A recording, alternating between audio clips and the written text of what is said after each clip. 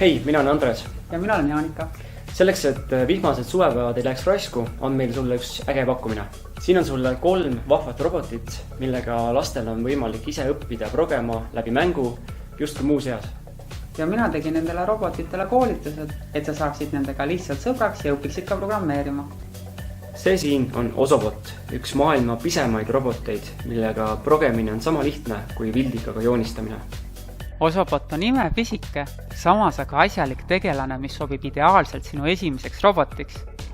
Sellega on väga lihtne alustada ja mis on eriti tore, see ei võta üldse ruumi, isegi siis, kui sul laud juhtub parasjagu natuke sassis olevat. Üks mängulisemaid roboteid on Dash, mis võib saada uueks arendavaks ja suhtlevaks mängukaaslaseks. Dash on parasjagu suur robot, kes esmapilgul meenutab mänguasja, kuid tegelikult on ta väga nutikas. Dash näeb, kuuleb, sõidab ringi, teeb värvimuusikat ja räägib. Ja sina saad seda juhtida nagu puldiga mänguautot või hoopis programmidega.